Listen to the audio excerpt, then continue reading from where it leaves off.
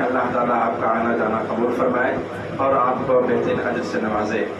میرے بھائی اور دوستوں، میرے دوست بھائی جعفر نے جو بات کی ایسے نہیں ہے، یہ ہے کہ الحمدللہ میں کوشش کرتا ہوں کہ جو بھی ہو سکے دین کی بات لوگوں سے کی جائے، بس اتنی سی بات ہے۔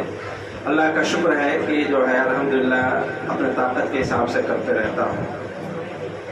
اگر میری زبان تھوڑی گڑبڑ ہے، انگلش مکس ہے جو میں بات کرتا ہوں، اس لیے کہ میں انگلش کنٹری میں رہتا ہوں، انگلش میں بات کرتے ہیں، وہاں انگلش میں اسپیچ کرتے ہیں، انگلش میں خطبہ دیتے ہیں، تو اگر بیچ میں کبھی آ جائے، اس لیے کہ بولتے آ جاتا ہے، تو آپ برا نہیں ماننا، معاف کر دینا مجھ کو۔ اور انشاءاللہ میں کوشش کروں گا کہ پورا اردو ہی میں بات ہو، انگلش نہ آئے، لیکن کبھی ایسے بولتے آ جاتا ہے تو اس کو معاف کریں گے۔ میرے بھائیوں اور دوستوں، میری ماں اور بہنوں، میرے پیارے بچوں اور بچیوں، ہمارے اور آپ کے لیے جو ایک کوشچن بن کر ہمارے ذہنوں میں آتا ہے، ابھی ہم نے شکر کے موضوع پر تقریر سنی، صبر کے موضوع پر، اور ایسے بہت سارے۔ ایک سوال جو سب سے پہلے ہمارے ذہنوں میں آتا ہے کہ ہم کلمہ گو ہیں، مسلمان ہیں، اور حتی المقدور جتنی ہماری طاقت ہے ہم اس کے حساب سے اللہ اس کے رسول کے بتائے ہوئے کاموں کو بھی کرتے ہیں، اس کے باوجود ہم کیوں پریشان ہیں؟ ہم کیوں اوروں کے مقابلے میں جو ہمارے ہم وطن ہیں، جو ہمارے پاس پڑوس میں رہتے ہیں، جب ہم کمپیئر کریں گے اپنی لائف اسٹائل اور ان کی لائف اسٹائل، اور جب ہم کمپیئر کریں گے اپنا ارننگ وے جس کو بولتے ہیں، کمائی کے طریقے یا کمائی، اور دوسروں کے، تو ہم یہ پائیں گے کہ ہم تو ان کے مقابلے میں کچھ بھی نہیں ہے۔ تو ہم سے maybe they are earning more than us, not only 1 or 2 or 3 times, maybe 10 times or 100 times more than us, not only equal to us. So it is very saddening sometimes to us. Sometimes we regret on these matters, but it is our job, it is our duty to be always thankful to Allah whatever He has favored to us. ہم اور آپ جب دیکھتے ہیں یہ تو ہمارے دلوں میں تو کوئی چیز پیدا ہوتی ہوگی، کیوں ہم ایسے ہیں؟ ہم سے 10 گنا زیادہ کمانے والے، 20 گنا کمانے والے ہمارے پاس پڑوس میں رہتے ہیں، ہمارے ساتھ اٹھتے بیٹھتے ہیں، ہمارے ساتھ کام بھی کرتے ہیں، کیوں ہم سے زیادہ ہیں؟ ہم اللہ کو مانتے ہیں، اللہ کے گھروں کو بناتے ہیں، مدرسے چلاتے ہیں، غریب مسکین کو ان سے زیادہ دیتے ہیں، اس کے باوجود ہم کیوں پریشان ہیں؟ پہلی چیز اس میں آپ کو قرآن مجید کی تعلیم سے ہمیں اور آپ کو آگاہ ہونا پڑے گا۔ اللہ تعالیٰ نے بیان فرمایا قرآن مجید میں 2 مقام پر، اللہ تعالیٰ نے اس کو بہت کلیئر اور واضح انداز میں بیان کر دیا ہے۔ اللہ تعالیٰ کہتے ہیں کہ آپ کا ان کا دنیا میں چلنا پھرنا، کمانا، دھن دولت آپ کو دھوکے میں نہ ڈال دے۔ لا یغرنک تقلب الذین کفروا فی البلاد متاع قلیل ثم مأواہم جہنم وبئس المہاد۔ قرآن مجید کی آیت ہے کہ آپ اس بات سے دھوکے میں نہ پڑ جاؤ، جب آپ اپنے پڑوسی کو، اپنے ہم وطن کو، یا اپنے ساتھ رہنے بسنے والے دیگر انسانوں کو دیکھو کہ بہت موج مستی کی زندگی گزارتے ہیں، بڑے پیسے کوڑی میں رہتے ہیں، بڑے دھن دولت کے ساتھ دنیا میں عیش کرتے ہیں، تو آپ دھوکے میں نہ پڑ جاؤ۔ کیوں؟ اس لیے کہ یہ بہت معمولی، بہت فکس ٹائم کے لیے ہے۔ متاع قلیل ثم مأواہم جہنم۔ یہ چھوٹی جو نفع بخش یا لگزریس لائف یا جو ہے وے آف لائف جو ان کی ہے، یہ بہت مختصر ہے، اور پھر اس کے بعد جب وہ دنیا سے جائیں گے ان کا ٹھکانہ سبھی کو پتہ ہے۔ دوسری کہ اللہ تعالیٰ کہتے ہیں کہ اپنی نگاہوں سے ان کے دنیا کی ترقی کو اور دنیا کے اندر ان کی جوائے فل لائف سے بہت زیادہ افیکٹڈ یا بہت زیادہ انسپائرڈ نہیں ہو۔ لا تمدن عیناک الی ما متعنا بہ، قرآن مجید کی آیت ہے کہ آپ جب ان کو دیکھو کہ بڑے دھن دولت والے ہیں، بڑے مالدار ہیں اور بہت کچھ کرتے ہیں، تو آپ جو ہے ان کو دیکھ کر کے بہت انسپائرڈ نہیں ہو کہ بہت اپنے آپ کو نیچا نہیں سمجھو۔ کہ کہا یہ دنیا کی چمک ہے جو تھوڑی دیر رہے گی اور پھر ختم ہو جائے گی۔ جیسے مثال سے یوں سمجھیں، سورج نکلتا ہے، دھوپ کم ہوتی ہے، دوپہر ہوتا ہے، دھوپ تیز ہوتی ہے، شام ہوتا ہے تب، شام ہوتی ہے تب سورج پھر اپنے بیک وے چل دیتا ہے، یعنی پرانے حالت پر چل دیتا ہے، غائب ہو جاتا ہے۔ یہ مثال ہے میرے بھائیوں اور دوستوں۔ اللہ تبارک تعالیٰ نے ہمیں جو کچھ بھی دیا ہے اللہ کا شکر ادا کرو کہ اسی نعمت سے ہم مسجدیں بناتے ہیں، اسی نعمت سے ہم مدرسے بناتے ہیں، اسی نعمت سے ہم اور آپ اور بھی کار خیر کرتے ہیں۔ لیکن میں آپ کو ایک بات بتاؤں، دنیا میں جتنے بھی نیشنز ہیں ان میں سب سے زیادہ چیریٹیز کون لوگ کرتے ہیں؟ سب سے زیادہ صدقات اور خیرات کون لوگ دیتے ہیں؟ فزیکلی یا ایز اے ویلتھ؟ سب سے زیادہ دنیا میں چیریٹی کرسچین کرتے ہیں، عیسائی لوگ کرتے ہیں سب سے زیادہ۔ Comparing to them we are doing nothing. Comparing to them we are doing nothing. If you see their character, they are going to the other countries where the people are suffering from poverty, from the civil war, from the other kinds of calamities. They go there and they help people without charging any single cent. It is their character. And by this character, they are earning the sympathies of the people of that country. And indirectly, they inviting people to their religion, to the Christianity. It is happening nowadays. Not only in India and the poor areas, but the other countries like Syria, like Afghanistan, like Somalia, like the other countries which are suffering more and more because of the calamities in their country. So, but they are getting any reward from their character, or they are doing this job because of the humanity, without thinking about the religion, about making any intention for the rewards, or for doing these things because of the major reasons of the poverty, of these calamities, of the difficulties, of the hardship of people of that area. ہمارے پیارے بھائیوں اور بہنوں، یہ ہمارے لیے سوچنے کی بات ہے کہ دنیا میں سب سے زیادہ چیریٹی کون کرتا ہے؟ عیسائی لوگ کرتے ہیں سب سے زیادہ۔ آپ دیکھیں ریڈ کراس، آپ نے سنا ہوگا ریڈ کراس کا، سالویشن آرمی، ریسٹور اور بہت سارے آرگنائزیشن جو انٹرنیشنلی پورے دنیا میں ایکٹیو ہیں، پورے دنیا میں ایکٹیو ہیں۔ آپ نے بل گیٹس کا نام سنا ہے نا؟ بل گیٹس جو سب سے مالدار تھا کچھ دنوں پہلے پوری دنیا کا، richest person of the world, Microsoft کا جو مالک ہے، وہ کتنا چیریٹی کرتا ہے پتہ ہے آپ کو؟ About 1/3 of his wealth he is giving in the charity. Where is he spending? In African countries. What are the purpose of this giving charities in these countries? Because these countries are suffering with the hardship, with the poverties, with the different types of disease, and the lack of the schools and colleges, and the lack of the wealth. So he is getting the good opportunities for converting people from Islam to the other religion. 1/3 of his wealth, 1/3 اپنے پورے مال کا وہ charity دیتا ہے۔ Bill Gates African countries میں جہاں بہت غریبی ہے، کیوں دیتے ہیں وہ دیتے ہیں کس چیز کے لیے پتا ہے؟ اگر آپ بل گیٹ کی ہسٹری دیکھو آپ تو آپ پاؤ گے کہ وہ دیتے ہیں لوگوں کو برتھ کنٹرول کے لیے۔ اور آپ سب کو جانتے ہو African continental is a Muslim continental, the biggest population of the Muslim are in Africa. مسلمان آپ نہیں دیکھو کہ ہندوستان میں 220 ملین ہے، یا انڈونیشیا میں 230 ملین ہے، یا آپ پاکستان میں سمجھو، یا کسی اور بنگلہ دیش میں 170 million, but the biggest Muslim populations are in African continent. The people, all countries, especially the missionaries, they are working very hard to convert people from religion of Islam to the other religion. It is their job. Bill Gates جو پیسے دیتا ہے وہ دیتا ہے birth control کے لیے۔ وہ کیا چیز دیتا ہے؟ پلس دیتا ہے، ٹیبلٹس۔ وہ کیا دیتا ہے؟ کنڈوم دیتا ہے۔ کہاں؟ جہاں مسلم علاقوں میں غریبی ہے، جہاں افریقہ میں غریبی ہے۔ کیوں؟ اس لیے کہ وہ چاہتا ہے کہ آبادی کو کنٹرول کرے، اپنا خرچہ دیتا، پیسے دیتا ہے۔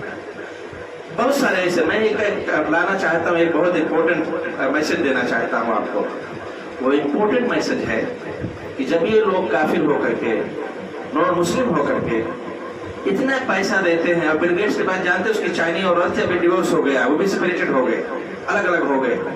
अब उसका कोई नहीं आगे पीछे, उसकी बीवी भी अलग हो गई, आधा पैसा ले लिया, इसलिए वो उसका जो नंबर नीचे चला गया मालदारी में, आधा आधा बढ़ गया, सेपरेशन बाय डिवोर्स है। सो अब वो नहीं कर सकता, वो क्यों? इसलिए कि उसके पैसे आधा आधे बढ़ गए। मेरे कहने का मतलब ये है कि अपने पैसों से ये लोग ये बुरे मकसद के तहत ये सब काम करते हैं, और भी अच्छे अच्छे काम करते हैं, स्कूल खोलते, कॉलेजेस खोलते उन इलाकों में। मैं कहता हूँ आप थोड़ा कमाते हो लेकिन ज्यादा खर्च करते हो। एक हदीस अल्लाह के रसूल सल्लल्लाहु अलैहि वसल्लम की हदीस हुई है कि आपने कहा कि 2 दिरहम 1000 दिरहम से बढ़ गया। कैसे बढ़ गया? 2 दिरहम 1000 दिरहम से बढ़ गया, ज्यादा हो गया। कैसे ज्यादा हो गया? एक आदमी के पास 2 ही रुपए थे, 2 रुपए कमाया था उसने, दोनों रुपए उसने मस्जिद में दे दिया। एक आदमी मिलियंस रुपए कमाता है, 10 लाख 15 लाख कमाता है, उसमें से उसने 1000 रुपए दिए। कौन ज्यादा अल्लाह के रास्ते में खर्च करने वाला हुआ? कौन आदमी ज्यादा खर्च करने वाला हुआ? 2 रुपए वाला। क्यों? इसलिए कि उसने अपनी 100% कमाई दे दी। जो कुछ मालिकियत थी उसकी, जितना भी उसका कमाना था, जितना भी उसके पास पैसे थे, सब अल्लाह के रास्ते में दे दिया। और एक आदमी के पास मिलियंस रुपीज हैं, करोड़ों रुपए हैं, उसमें से अगर वो 1 लाख भी दे दे तभी तो उसका 1% भी नहीं होगा। तो अल्लाह के रसूल सल्लल्लाहु अलैहि वसल्लम ने कहा कि एक आदमी ने 2 दिनार खर्च करके 1000 देने वाले से आगे वो बढ़ गया। मैं कहता हूँ कि आप माशाअल्लाह देखो, ये अल्लाह के पसंदीदा बंदे आप हो, अल्लाह ने आपको चुना है, अल्लाह ने आपको चुना है, तब आपको इस्लाम की दौलत से नवाजा। अल्लाह ने आपको जब कुरान मजीद की आयत रज़ीतुलकुमुल इस्लाम दीना, अल्लाह के सिलेक्टेड बंदे आप हो। वरना दुनिया की 7 बिलियन जो आबादी है, 7 billion population of the world nowadays, 7 billion आबादी है पूरे दुनिया की, और 7 बिलियन में आप अबाउट मोर देन 24% हो, मोर देन 24% है कि पूरी दुनिया के 7 बिलियन आबादी में से 24.5% आप हो सिर्फ, और 74.5% are non Muslim, 74% and are non Muslim, 74.5% लोग गैर मुस्लिम हैं। खाली आप 24%, 24.5% हो पूरी दुनिया में। लेकिन मैं आपको ये बात बता दूं, अल्लाह के फजल करम से मैंने बहुत सारे मुल्क देखे हैं और बहुत जगह मेरा जाना हुआ है मुख्तलिफ मकासद से। मैं एक मुल्क की बात बता दूं जिसको फीजी कहते हैं, बहुत छोटा सा देश है। और एक बात और मैं बता दूं आपको, फीजी में आज से 150 साल पहले 1889 में ब्रिटिश जब रूल था इंडिया में, उस वक्त वो भी वहां रूल करते थे। ऑस्ट्रेलिया, न्यूजीलैंड, फीजी, टोंगा नहीं उन्होंने कब्जा किया था, लेकिन और जो आइलैंड्स है वहां उन्होंने कब्जा किया हुआ था। आप लोग खुशनसीब हो कि आप गोंडा बस्ती के हो, यूपी के हो। एक बात मैं कहना चाहता बाद में, लेकिन पहले बात आगे बता दूं, पूरे दुनिया में specially the European countries, Australia, New Zealand, north America, south America, जो non Muslim countries, major non Muslim countries है, नॉर्थ अमेरिका, साउथ अमेरिका, पूरा Europe, Australia, New Zealand, Fiji, Mauritius, south Africa specially because the other African countries are already they were Muslims है। 3 country में अगर कोई मस्जिद चलती है, कोई मदरसा चलता है, तो उसके पीछे आप पाए कोई ना कोई जरूर गोंडा बस्ती का होगा, और साथ ही साथ अगर गोंडा बस्ती का नहीं तो जरूर यूपी का होगा। ये कितने फख्र की बात है, कितने शर्फ की बात है। मैं कभी कभी फखरिया बयान करता हूँ कि न्यूजीलैंड में, ऑस्ट्रेलिया में, यूके में, और जो है नॉर्थ अमेरिका में, कनाडा में, साउथ अमेरिका में, साउथ अफ्रीका में, इन तमाम जगहों पर अगर मस्जिद और मदरसे चलते हैं तो अमूमी तौर पर हिंदुस्तानियों से और खुसूसी तौर पर यूपी के और खुसूस गोंडा बस्ती वाले लोग चलाते हैं। आप बम्बई की मिसाल देख लो, आप बम्बई में रहते हो, दूर नहीं जाओ, बम्बई के किसी मस्जिद में पुरानी बम्बई छोड़ दो, आप जो असल बम्बई छोड़ दो, कोकनी है सब उधर, लेकिन न्यू बम्बई, नया बम्बई जितना भी है, कहीं भी जाकर आप देखोगे, आप वहाँ गोंडा बस्ती यूपी ही का पाओगे। कोई मस्जिद ऐसी नहीं है कि जो साउथ इंडिया के लोगों ने कायम की हो, इल्ला माशाअल्लाह, may be some most, I'm not denying, but maybe less than 1%. और आप नहीं पाओगे कि जो है आपको मिल जाए केरला के कि उन्होंने मस्जिद कायम की है, या किसी और स्टेट के या बंगाल के मिल जाए, आपको नहीं मिलेंगे, आसाम के मिल जाए। जबकि मुसलमानों की सबसे ज्यादा आबादी आसाम में, 34% मुस्लिम आसाम में है, 34% मुस्लिम इंडिया में, सबसे ज्यादा आसाम में है, और 27% आपके बंगाल में है। आपके यूपी के हो, आपके परसेंट यूपी में खाली 20% है, 20% यूपी में है। लेकिन उसके बावजूद अल्लाह का शुक्र अदा करो आप कि आपको अल्लाह ने शर्फ बख्शा है कि आप दुनिया के कोने कोने में इस्लाम के लिए काम करते हैं, बम्बई में भी, बाहर भी। फीजी की बात मैंने इसलिए कही थी कि 1889 में आपके बस्ती गोंडा के लोग अंग्रेज उनको लेकर गए खेतों में काम करने के लिए, बड़े जुल्म सितम किया उन पर, चाबुक से मारते थे, खेती में काम कराते थे, एक घर में 10-10 औरतों को मर्द औरतों के साथ रख देते थे, बड़े बड़े जुल्म किए। कितना पैसा देते थे? 9 पैसा। पहले जब पेनी चलता ना, सुनते रहे बाप दादा से, पेनी, एक को पेनी नहीं, वो पेनी देते थे, 9 पेनी देते थे, पूरा दिन काम कराते थे उनसे, हैं। तो वो वहाँ कम से कम 50 मस्जिदें हैं, 5 कॉलेजेस हैं, 18 प्राइमरी स्कूल है, और सब आपके गोंडा बस्ती के लोगों ने काम किया। 5 कॉलेजेस और 18 प्राइमरी स्कूल, 50 मस्जिदें, गोंडा बस्ती के लोगों ने काम किया। और इतना अच्छा एजुकेशन सिस्टम, इतना अच्छा सिस्टम सब चल रहा है कि आप देखेंगे तो हैरान रह जाएंगे। मैंने वहां 10 साल गुजारी है उस मुल्क में, वही जुबान, वही कल्चर, वही पहनावा, हत्ता की शादी ब्याह में वही सिस्टम जो आपके गोंडा बस्ती में है, वही चीजें करते हैं वो लोग, और आपसे इतने दूर है। Same thing happening in Mauritius. आपने मॉरिशस का नाम सुना है ना? वहां भी गोंडा बस्ती के, मॉरिशस में भी। और मॉरिशस में नहीं, आपने एक ट्रिनिडाड का नाम सुना है? ट्रिनिडाड का नाम सुना है आपने? जो साउथ अमेरिका में पड़ता है, वेस्ट इंडीज के करीब में, वहां भी आपके गोंडा बस्ती के लोग हैं, और उसमें भी मुसलमान है। क्रिकेट टीम आती है वेस्ट इंडीज की, वो असल ट्रिनिडाड नाम है कंट्री का। और जो है देखो उसमें कितने हिंदू हैं। और अभी कुछ साल पहले वहाँ के मिनिस्टर आए हुए थे जो हमारे इलाके के थे, ढाणी एग्जाम जानते हो ना, उस किस्म के लोग थे। ये सब बातें बताने का मकसद ये है मेरा, मैं कोई बहुत मुकर्रिर नहीं हूँ, मैं बात करता हूँ खुद समझाने के अंदाज में कि हमारे दिल में बात समझ में आ जाए आपको। मैं कहने की चाहता ये हूँ कि अल्लाह ने आपको ये शर्फ बख्शी है कि आप मस्जिद बनाओ, आप मदरसे बनाओ, आप जो है दीनी मदरसे बनाओ, यूनिवर्सिटी और कॉलेजेस बनाओ, तो हमें और आपको इस पर अल्लाह का कितना शुक्र अदा करना चाहिए। फिर उसके बाद अगर हमने मस्जिद बना दी है तो मस्जिद को कैसे चलाएं और कैसे उसको मैनेज करें और कैसे उसको एक्टिव बनाएं, कि मस्जिद का मैसेज लोगों तक जाए, लोग समझें कि मस्जिद बनाने क्यों बनाया है और मस्जिद बनाने के पीछे क्या राज है, क्या मकसद है। मेरे भाइयों और दोस्तों, मेरी माँ और बहनों, मस्जिद अल्लाह का घर है। आपने सुना अभी हमारे मोहतरम शेख से कि सबसे बेहतर place on the surface of the earth is the house of Allah, the most best place at all. There is no any place on the surface of the earth better than the most, no वे। अगर ये सबसे अच्छी जगह है तो हम इसे कैसे छोड़ सकते हैं?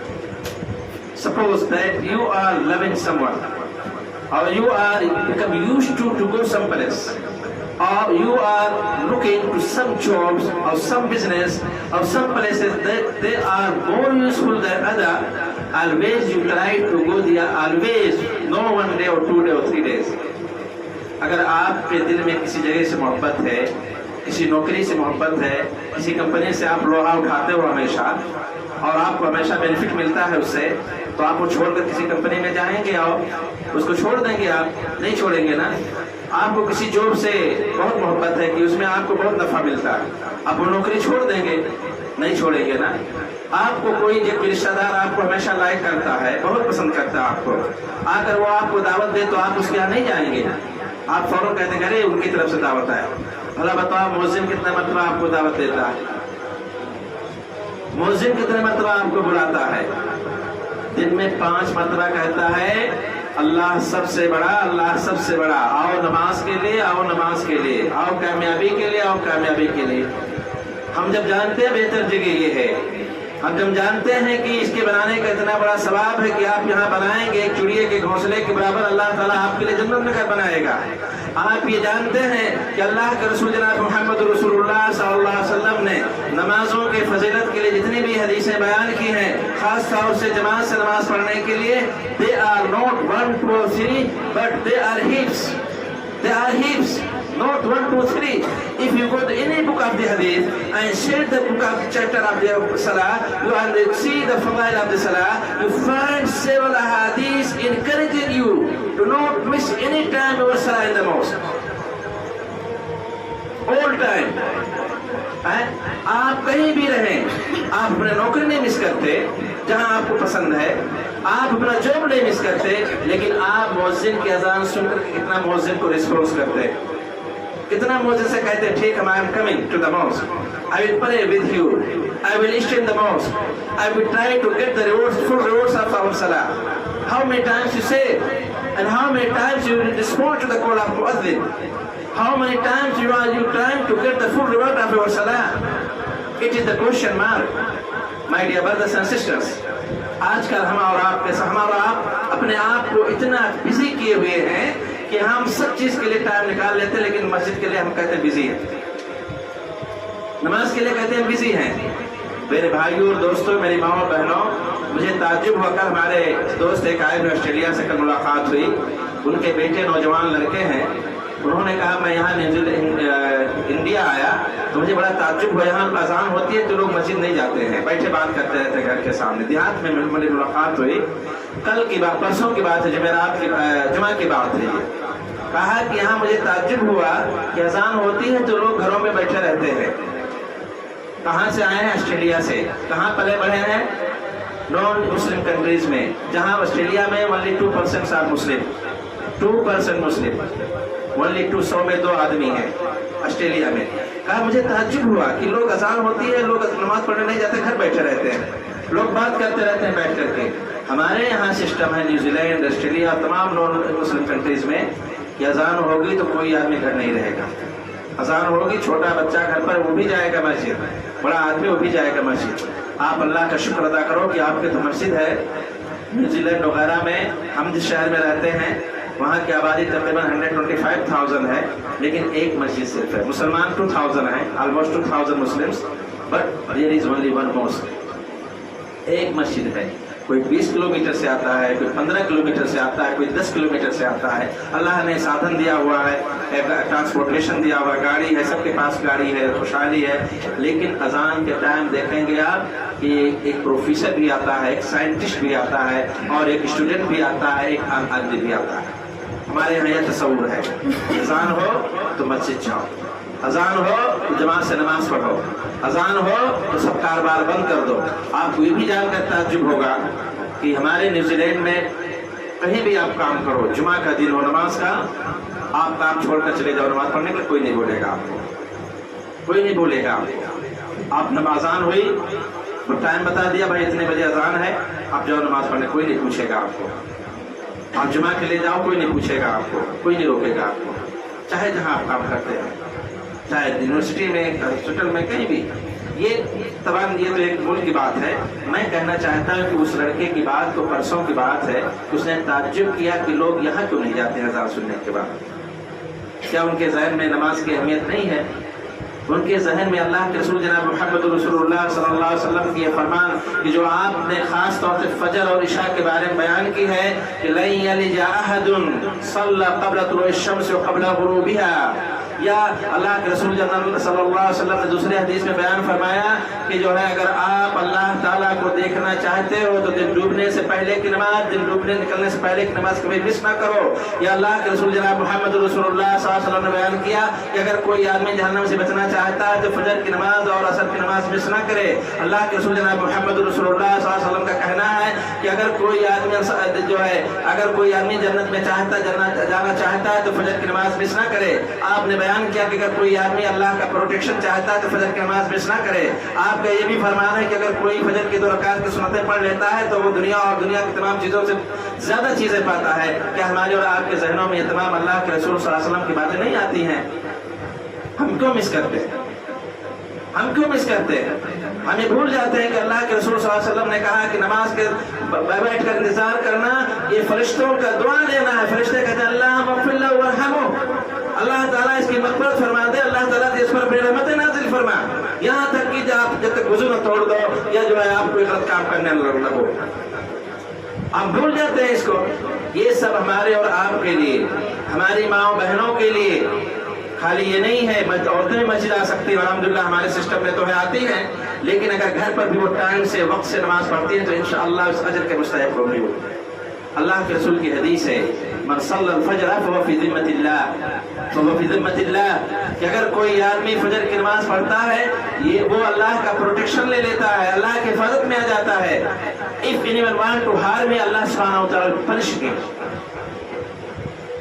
اگر کوئی آدمی فجر کی نماز پڑھنے والے کو تکلیف پہنچانے کی کوشش کرتا ہے تو اللہ تعالیٰ اس کو عذاب میں مبتلا کرے گا. کیوں؟ اس لیے کہ اس نے اللہ کی پروٹیکشن لے لی ہے فجر کی نماز پڑھ کر کے، اور ہم اور آپ پروٹیکشن لینے کے بجائے فجر کی نماز سے سوئے رہتے ہیں. فجر کی نماز سے سوئے رہتے. آپ بتاؤ، میں خود ایک واقعہ بتا دوں آپ کو جو ہمارے ساتھ ہوا. بہت سارے لوگ جمعہ کے دن امام صاحب سے کہیں گے خطبہ تھوڑا سا دینا، چھوٹا سا دینا خطبہ، 5 منٹ 10 منٹ کا خطبہ، مجھ کو بہت جلدی ہے. ہر جگہ دنیا میں لوگ، ہمارے یہاں بھی ایسے لوگ ہیں، لیکن ہمارے یہاں تو ٹائم فکس ہے، اتنے سے اتنے بجے تک جمعہ کی اذان کے بعد خطبہ چلے گا. ایک آدمی نے کہا کہ مولانا صاحب خطبہ چھوٹا دینا اور نماز چھوٹی پڑھانا مجھے بہت ضرورت ہے، میں جاؤں گا. بات بھی ٹھیک ہے بھائی، کوئی بات نہیں ہے. وہ آدمی خطبہ ختم ہوا، نماز ختم ہوئی، نکلا اور ہم لوگ سب جو ذکر اذکار کر کے نکلے جب تک مسجد کے دروازے پر کھڑا بات کرتا رہا. اور کیا کہا تھا اس نے کہ نماز چھوٹی پڑھانا، خطبہ چھوٹا دینا، مجھے کہیں جانا ہے. یہ آدمی کی ضرورت ہے کہ خطبہ سننا نہیں چاہتا. آپ جانتے مسجدوں سے کون بھاگتا ہے، خطبوں سے کون بھاگتا ہے؟ اللہ کے رسول صلی اللہ علیہ وسلم نہیں. حضرت ابن عباس کی ایک مثال ہے، ایک مومن کی مثال مچھلی کی طرح ہے. مچھلی تو کھاتے ہیں آپ سب کو ماشاءاللہ. مچھلی کی طرح ہے. مچھلی پانی میں کیسے رہتی ہے، پانی سے باہر کیسے رہتی ہے؟ مچھلی کا اصل گھر کہاں ہے؟ پانی میں نا. پانی میں مچھلی رہتی ہے بہت comfortable, relax, no any fear of anyone. کچھ نہیں اس کو پرواہ ہے، آرام سے تیرتی ہے، یہاں سے وہاں جاتی ہے، مست رہتی ہے. اور باہر نکال دو تب مچھلی مر جائے گی نا.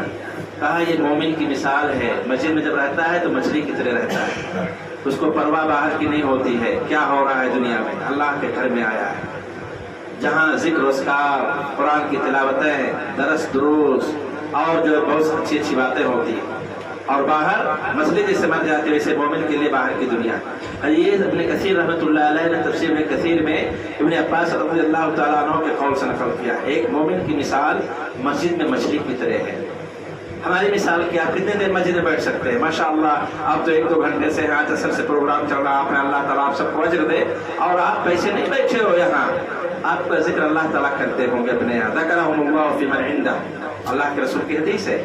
آپ یہاں نہیں، آپ کا نام کسی نے پوچھا، اللہ تعالیٰ جانتا ہے. عبداللہ، عبد الرحمن، احمد، محمد، عبد الرحمن، عبد الکریم، بیٹھے ہوئے آپ کا ذکر کر رہے ہیں اللہ تعالیٰ سے. اللہ فائدہ ذکرہم اللہ فی من عندہ. آپ کا نصیب نہیں ہو، آپ بڑے خوش نصیب ہیں، ورنہ آپ جیسے لوگ سڑکوں پر چلتے ہوں گے اور نظروں سے بھی گناہ حاصل کرتے ہوں گے اور ہاتھ پیر سے بھی. میں بھی they are in the pub, or maybe they are in the bar, or maybe in some other places, but you are lucky, so lucky. You are in the house of Allah. You are busy with the remembrance of Allah. آپ کوئی گانا نہیں سن رہے ہیں، آپ کوئی گانا نہیں سنا رہا آپ کو. یہاں کوئی آپ کو مسلیڈ نہیں کر رہا ہے کہ جا کر چوری کرو، جا کر زناکاری کرو، غلط کاری کرو. یہاں آپ کو اللہ اس کے رسول کی بات بتائی جاتی ہے. یہاں آپ کو یہ بتایا جاتا ہے کہ اللہ سے ڈرو. یہاں آپ کو یہ گائیڈ کیا جاتا ہے کہ برے کام سے بچو. یہاں کوئی مسلیڈ نہیں کرتا آپ کو کہ آپ جا کر کسی کا چوری کر لو، کسی کو مار دو یا کسی کو ستاؤ. نو. اس لیے قرآن مجید کیا سورہ کہف پڑھتے ہو آپ، ہر جمعہ کو پڑھتے ہو، پڑھنا چاہیے. اللہ تعالیٰ کہتے ہیں وَاصْبِرْ مَعَ الَّذِينَ يَدْعُونَ رَبَّهُمْ بِالْغَدَاةِ وَالْعَشِيِّ يُرِيدُونَ وَجْهَهُ. آپ ان لوگوں کے ساتھ بیٹھو اٹھو جو ہمیشہ صبح و شام اللہ کو پکارتے ہیں. آپ ان کے ساتھ رہو، ان لوگوں کے ساتھ نہیں بیٹھو اٹھو جو چوری کرتے ہیں، جو جھوٹ بولتے ہیں، جو غلط کاری کرتے ہیں، جو دھوکہ دیتے ہیں. جو غیبت چغلی کرتے ہیں، یہ تمام چیزیں مسجد میں ہوتی ہیں؟ کوئی مسجد میں چوری کرنے سکھاتا ہے؟ یہ شریعت کا قانون ہے کہ آپ ان کے ساتھ بیٹھو، ان کے ساتھ بیٹھو جو اللہ کو پکارتے ہیں، یاد کرتے ہیں صبح و شام. اور یہ اکثر بیشتر، میں نہیں کہتا all time, but majority of the time they are happening in the mosque, not in the house, not in the street, not in the pub, not in the field, not in the park, but they are happening in the mosque, in the house of Allah. اگر آپ کسی کو یہاں قرآن پڑھتے ہوئے دیکھتے ہیں تو آپ کو اچھا لگتا ہے برا لگتا ہے؟ آپ کہتے ہو بہت اچھی بات ہے.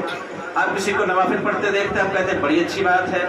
آپ کسی کو کوئی بات کرے سکھائے کسی کو تو آپ کہتے ہیں بڑی اچھی بات ہے. لیکن کہ یہ چیزیں روڈ پر آپ کو ملیں گی، پارک میں ملیں گی یہ چیزیں، آپ کو پب میں یا بار میں ملیں گی یہ چیزیں؟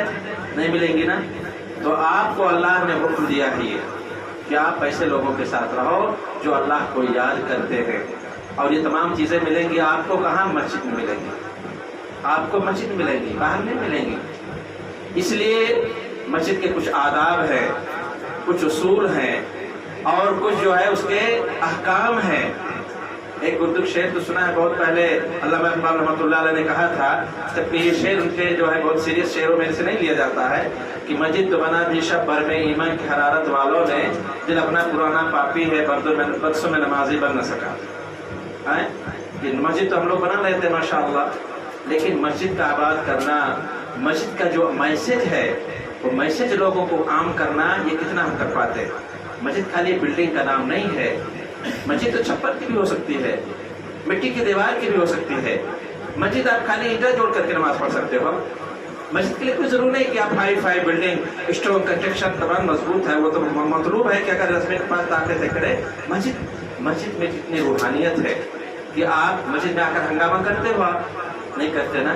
لیکن ابھی میں سبزی مارکیٹ سے آ رہا تھا، وہاں آپ اگر کوئی بات کسی سے کہو تو سن نہیں سکے، اتنا ہنگامہ. مچھلی مارکیٹ میں چلے جاؤ، وہاں آپ جو بیٹھ کر قرآن پڑھ سکتے ہو، نہیں کر سکتے نا.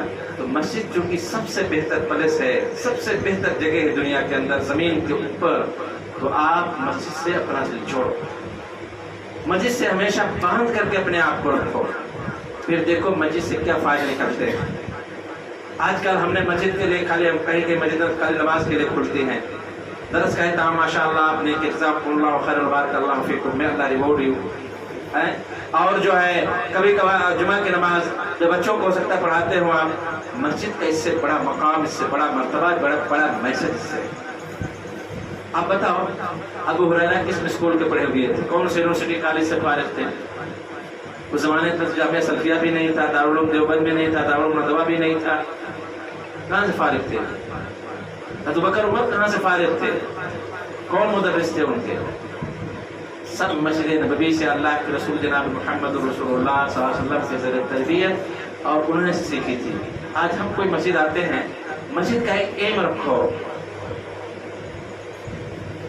مسجد کا ایک ایم رکھو، گول رکھو ایک مسجد کا، کہ ہمارا گول کیا ہے مسجد کا. اور اس گول کو حاصل کرنے کے لیے سال کے آخر میں آپ میٹنگ کرو کہ ہم نے شروع سال میں جو مسجد کا گول رکھا تھا، جو مقصد ایک متعین کیا تھا سب نے مل کر کے، وہ ہم نے حاصل کیا ہے کہ نہیں حاصل کیا. اگر نہیں حاصل کیا ہے تو آپ مسجد کا میسج اوروں تک نہیں عام کر سکتے. میں ایک مثال دیتا ہوں، آپ سمجھیں اس کو. آپ اسکول کو بچوں کو بھیجتے ہو، بچوں کو اسکول میں بھیجتے ہو، سب کوئی پیرنٹس ڈے ہوتا ہے اسکول میں نہیں ہوتا ہے؟ ہوتا نا، سب کوئی جاتے ہو اپنے بچوں کی کارکردگی دیکھنے کے لیے. بچے نے شروع سال میں یہاں بلاتے نہیں بلاتے ٹیچر لوگ، شروع سال میں میڈیا میں اور 3 مرتبہ، ہمارے یہاں پیرنٹس ڈے 3 مرتبہ ہوتا ہے نیوزی لینڈ میں. شروع سال میں وہ بلاتے ہیں آپ کو، آپ کے بچے کی فائل دیں گے اور کہیں گے آپ اپنے بچے سے کیا چاہتے ہیں کسی کے سال کے اندر، نمریسی یا لٹریسی. ہمارے یہاں 2 چیزوں پہ بہت فوکس ہے، نمریسی اور لٹریسی، یعنی میتھ اور انگلش، بہت فوکس اس پہ. آپ بتاؤ، وہ پوچھیں گے آپ ایز اے پیرنٹس، مادر اینڈ فادر، آپ کی ذمہ داری، آپ بتاؤ کہ آپ کا بچہ کیا سیکھے گا. وہ لکھتے ہیں اس پر، ٹھیک، لکھتے ہیں. لکھنے کے بعد اسی پر وہ کام کریں گے سال بھر. اگر آپ نے کہا کہ میں چاہتا ہوں میرا بچہ کلاس 4 میں ہے اور 12 تک پڑھنا جان جائے اور انگلش لکھنا جان جائے، بولنا سیکھ جائے، اور جو ہے جو کچھ بھی آپ کرو، اس سال کے آخر میں آپ کو رزلٹ دیں گے کہ آپ کا بچہ 12 تک پڑھا کے یاد کر لیا کہ نہیں یاد کیا، کتنا یاد کیا، کہاں مس کرتا ہے، انگلش کہاں تک پڑھا، کیسے، سب کچھ پورا ڈیٹیل ہے۔ اور پھر آپ دیکھیں گے آپ ٹیسٹ میں کہ بیٹا اسی کے حساب سے وہ رزلٹ آئے گا اس کا جو وہ رپورٹ بنائیں گے۔ یہ کہنے کا مطلب یہ ہے کہ آپ ہر مسجد کا، ہمارے یہاں نیوزی لینڈ میں ہر مسجدوں کا ایک ایم ہوتا ہے کہ ہم سال میں کتنا پروگرام کریں گے، سال میں ہماری کتنی ایکٹیویٹی ہو، کتنا قرآن بانٹیں گے، غیر مسلموں کو دیں گے، سال میں کتنے لوگوں کو ہم باہر سے بلائیں گے، سال میں ہم جو ہے کتنی بار فیملی گیدرنگ کریں گے۔ فیملی گیدرنگ سمجھتے ہیں آپ نا؟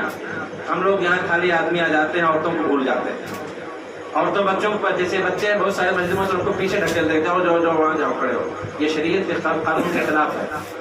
ان سب کو انوالو کرو۔ یہ ہمارے بچے ننھے منھے آج بچے ہیں، کل ہمارے فیوچر جنریشن ہے، یہ مسجد رول کریں گے، یہ لیڈ کریں گے قوم کو۔ ان کو نیگلیکٹ نہ کرو، ان کو نیچا نہ کہو، ان بچوں کو ان کی ہمت افزائی کرو، ان کو آگے بڑھاؤ، ان کو ڈیوٹی دو کرنے کے لیے، ان کو انوالو کرو بچوں کو۔ ہمارے یہاں بچوں کو نہیں ڈھکیلا جاتا۔